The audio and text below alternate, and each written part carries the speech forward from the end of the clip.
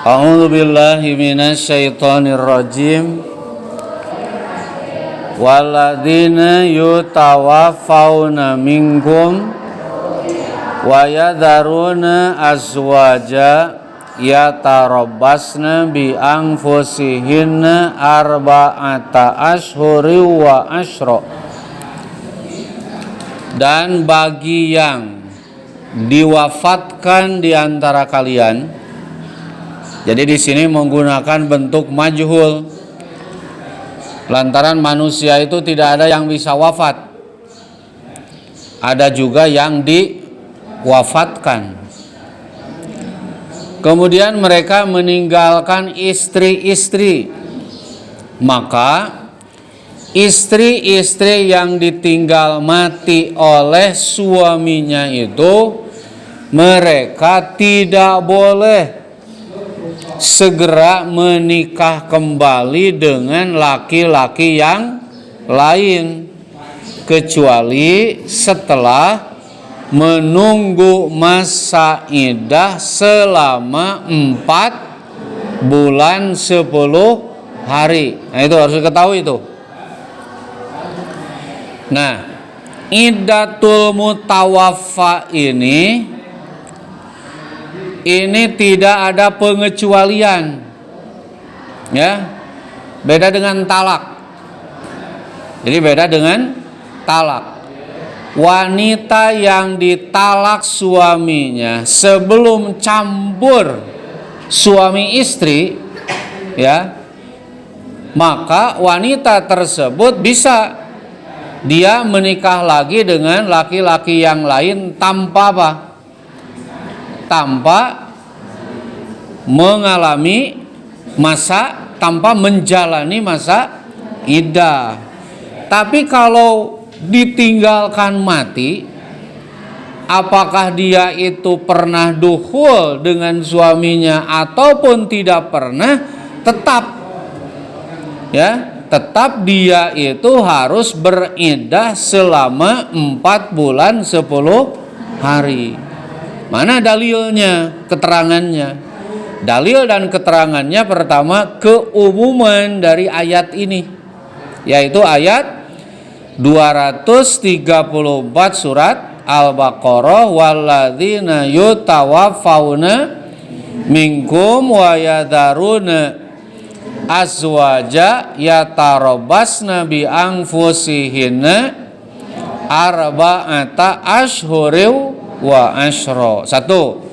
Dalil yang kedua adalah hadis yang diriwayatkan oleh Imam Ahmad dan juga diriwayatkan oleh Ahlus Sunan, Abu Daud, Tirmidzi, Nasa'i dan Ibnu Majah, dan hadis ini disahkan oleh Imam At-Tirmidzi, di mana dalam hadis tersebut diterangkan anna bana Mas'udin, sesungguhnya Ibnu Mas'ud su'ila, beliau pernah ditanya an rajulin, tentang seorang laki-laki tazawwajam ro'atan, yang menikahi seorang perempuan, famata walam yadkhul biha, si laki-laki itu meninggal padahal dia belum dukhul, ya, dengan istrinya. Jadi misalkan ada seorang laki-laki menikah seorang perempuan, pagi-pagi dinikahkan, tengah hari dia mati, terkena serangan jantung misalkan. Jelas itu kan belum apa-apa tuh dengan istrinya, ya. Nah, jadi ini yang ditanyakan kepada Ibnu Mas'ud itu. Pamata walam yadkhul biha, si laki-laki itu wafat dan ia belum dukhul dengannya, walam yufrid laha, dan dia pun belum membayar mas kawinnya. Fataraddadu ilaihi miraran, maka pihak keluarganya itu berulang kali datang bertanya kepada Ibnu Mas'ud fi dzalika, bertanya tentang bagaimana kelanjutan permasalahan si laki-laki yang tadi dan juga perempuan yang dinikahinya itu. Pakola, saat itu Ibnu Mas'ud menjawab, aqulu fiha birra'yi. Saya akan jawab urusan ini semata-mata dengan menggunakan pendapatku, kata Ibnu Mas'ud. Fa iyyaku shawaban faminallah, seandainya pendapat ini benar, ini datangnya dari Allah. Wa iyyaku khotoan, dan jika pendapatku ini salah, pamini wa minasyaiton, maka tentu itu dari aku dan dari setan. Begitu kata Ibnu Mas'ud. Nah, wallahu wa rasuluhu bari'ani minhu, sedangkan Allah dan Rasulnya berlepas diri dari pendapatku itu. Qala, dia menjawab, laha as-sadaqu kamilan. Si perempuan tersebut wajib mendapatkan mas kawin, mahar kamilan, secara sempurna. Maksudnya keseluruhannya. Atau dalam lafaz lain ungkapannya begini, kata Ibnu Mas'ud, laha sadaqu mithlaha la waqsa wala syatoto wa alaiha al iddatu walaha al mirathu. Kata Ibnu Mas'ud, si perempuan itu tetap, andaikan laki-laki yang wafat tadi belum bayar mas kawin tetap wajib dibayar secara utuh. Kedua, si perempuan itu pun tetap dia mesti menjalani masa iddah selama 4 bulan 10 hari. Ketiga, si perempuan itu pun tetap dia sebagai ahli waris dari suaminya yang meninggal itu. Nah, itu ketentuannya. Jadi berbeda dengan apa? Berbeda dengan talak. Ya, kalau talak misalkan seorang laki-laki menikah dengan seorang perempuan, kemudian dia menjatuhkan talak sebelum dukhul, sebelum campur suami istri dengan istrinya, maka si laki-laki tersebut dia hanya dipersilahkan membayar berapa? Membayar setengah dari mahar. Satu. Kedua, si perempuan itu pun tidak apa? Tidak menjalani masa iddah yang 3 quru. Kalau talak, tapi ini bukan talak, ini apa? Seorang wanita yang ditinggal mati oleh suaminya. Makanya kalian harus paham tentang ini. Jadi seorang perempuan yang ditinggal mati oleh suaminya, sekalipun dia belum dukhul dengan suaminya, tetap perempuan tersebut wajib mendapatkan mahar secara utuh. Tetap si perempuan itu wajib apa? Menjalani masa iddah selama 4 bulan 10 hari, dan dia pun si perempuan itu sebagai apa? Sebagai ahli waris. Catet tuh, bisi maut salaki maneh. Nah, kemudian dalam ayat ini ya, para ulama menyebutkan tidak ada pengecualian. Jadi masa iddah ini tidak ada pengecualian, kecuali katanya untuk wanita yang apa? Mengandung. Jadi kecuali untuk wanita yang mengandung. Sebab kalau untuk wanita yang mengandung itu kaitan masa iddahnya dengan at-tolak ayat 4, yaitu wa ulatul ahmali ajaluhunna ayyadana hamla hunna. Dan bagi perempuan-perempuan yang hamil, yang mengandung, maka masa iddah mereka itu sampai mereka melahirkan gitu, sampai mereka melahirkan.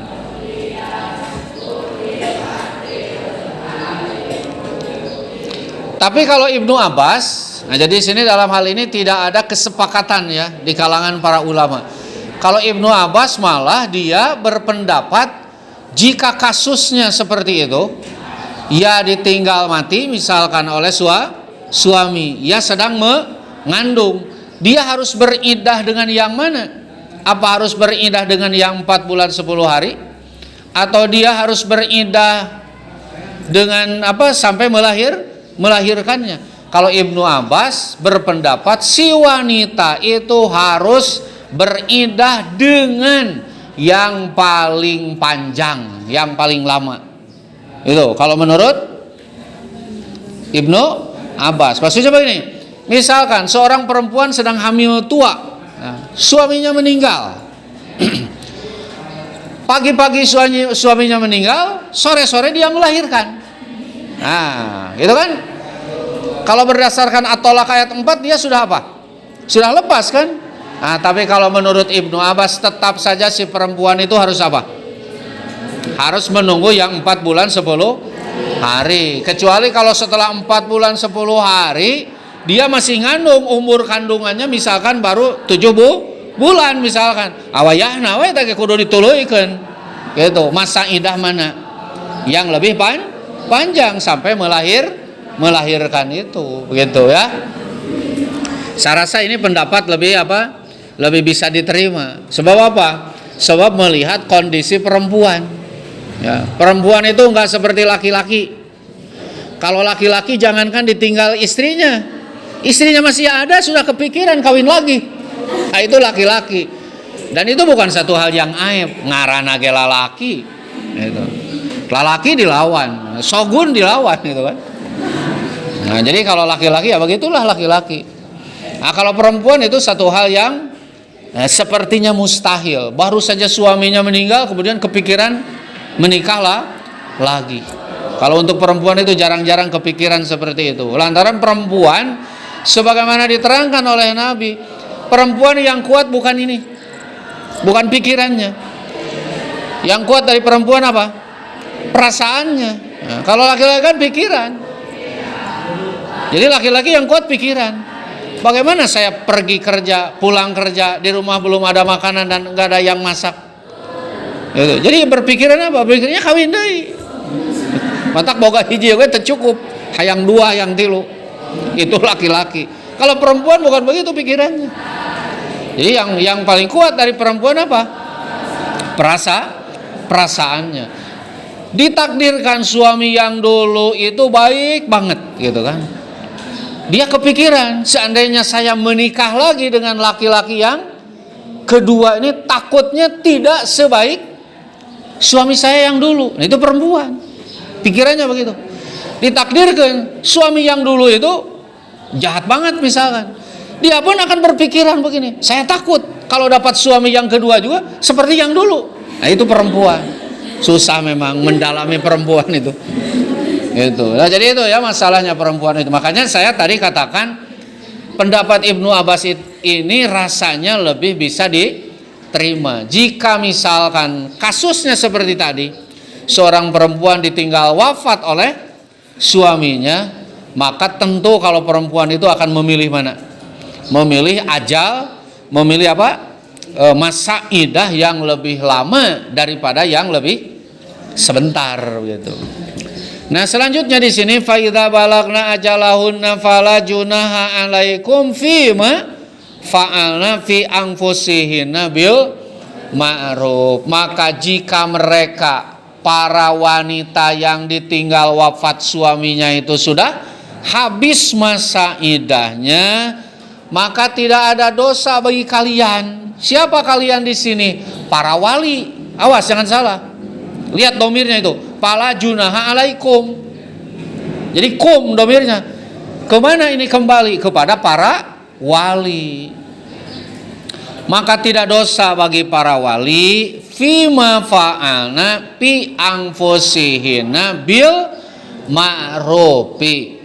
Tidak dosa apa yang mereka perbuat untuk diri mereka asal dengan cara yang pantas, yang patut. Dalam hal ini Imam Ibnu Katsir menjelaskan, jadi bagi wanita yang ditinggal mati suami bukan hanya mengalami masa iddah, tapi juga harus menjalani masa ihdad. Nah, jadi ada apa? Ada iddah, ada juga apa? Ihdad. Apa iddah? Iddah itu masa yang dijalani selama 4 bulan 10 hari. Apa yang disebut ihdad? Nah, ihdad itu adalah masa duka cita. Taruhlah begitu biar enak ya. Jadi masa duka cita. Di mana dalam masa duka cita ini wanita tidak dibenarkan, ya, tidak dibenarkan mengalami masa duka cita terhadap siapapun yang meninggalkannya, baik itu orang tua atau anaknya, melebihi dari 3 hari, kecuali jika dia ditinggal wafat oleh suaminya. Wanita dianjurkan berihdad, mengalami masa duka cita selama 4 bulan 10 hari. Apa yang dimaksud masa duka cita itu? Imam Ibnu Katsir menyebutkan bahwa yang dimaksud dengan ihdad itu ibaratun antar kizinati minatibi walabsi ma yad'uha ilal azwaji min thiyabin wa huliyin wa ghairi dzalik. Nah, jadi yang disebut ihdad itu sebuah ungkapan bagi setiap wanita yang mengalami masa ihdad tersebut untuk meninggalkan perhiasan, wangi-wangian, pakaian yang sekiranya mengundang laki-laki datang. Awas tuh, jangan salah. Jadi jangan salah begini. Oh, jadi kalau perempuan ditinggal mati suaminya nggak boleh pakai baju. Wah, celaka kalau begitu. Jadi bukan tidak boleh pakai baju. Yang dimaksud berihdad itu jangan memakai pakaian, wangi-wangian, perhiasan yang mencolok. Itu yang mengundang datangnya kumbang. Ingat tuh, siapa kumbang? Laki-laki. Lantaran kalian perempuan itu gambarannya bagaikan apa? Nah, bagaikan bunga. Gitu. Jadi di mana saja ada bunga, di mana saja ada yang wangi, nanti apa? Kumbang akan datang. Maka kalian dalam masa itu para perempuan jangan apa? Jangan berdandan, jangan bersolek dengan pakaian wangi-wangian, perhiasan yang mencolok yang mengundang datangnya laki-laki, lantaran kalian dalam masa apa? Masa duka cita itu. Itu harus dijalani selama 4 bulan 10 hari. Tapi jika sudah habis masa itu silahkan, nggak apa-apa. Selama bil ma'ruf, selama dengan hal yang patut. Biasa lagi berdandan bersolek. Nah, tapi tetap apa? Dalam kapasitas yang dibenarkan oleh agama. Itu ulah mentang-mentang geus beak idah. Itu cek bapana teh kade cenah. Tong balik peuting teuing. Moal cenah Pak, deuk balik isuk-isuk. Ah, burung atuh tah. Titah tong peuting teuing balik kalaka isuk-isuk. Nah, jadi itu ya. Ini makanya penekanan di sini ditujukan kepada para wali. Kalau seandainya mereka sudah habis masa idahnya, biarkan mereka bersolek lagi, berdandan lagi. Bahkan jangan dibiarkan mereka terlunta-lunta tidak dapat pasangan. Biarkan dia cari lagi, ya, pasangan yang lain. Sebab apa? Sebab untuk perempuan ini harus ingat, perempuan itu sangat bernilai dalam hidup ketika dia punya suami. Ya. Jadi sehebat apapun karir seorang perempuan, kalau tidak punya suami, apalah artinya? Gak ada artinya. Jadi untuk perempuan itu bernilai itu apa? Bukan siapa suaminya, gitu kan? Tapi sejauh mana dia sanggup berbakti kepada suami, itu perempuan. Kalau laki-laki berbakti sama istri, wah ini laki-laki yang susis. Takut sama istri. Tapi kalau perempuan berbakti sama suami, itu yang dikehendaki oleh syar'i, oleh agama. Sehingga Nabi kan mengatakan, seandainya aku diperbolehkan menyuruh manusia sujud kepada manusia, tentu yang aku perintahkan para perempuan agar sujud kepada suami mereka, begitu. Tapi tentu dalam hal ini kepatuhan, ketaatan seorang perempuan kepada suami itu tetap ada batasnya. Selama apa? Selama suami menyuruh yang baik-baik, selama suami menyuruh yang dibenarkan oleh agama, kewajiban bagi kalian adalah patuh, taat, tunduk kepada mereka. Tapi andaikan suami itu menyuruh perbuatan yang melanggar, tidak ada kewajiban perempuan untuk taat sekalipun kepada suaminya. Lantaran Nabi mengatakan la ta'ata fi ma'siyatil khaliqi. Tidak ada kewajiban taat untuk maksiat kepada khaliq, kepada Allah, sekalipun yang menyuruh itu suaminya sendiri. Begitu ya. Nah, makanya di sini diakhiri dengan wallahu bima ta'maluna khabir, dan Allah dengan apa saja yang kalian kerjakan maha mengetahui ya. Itu saja. Coba dibaca lagi, diulang.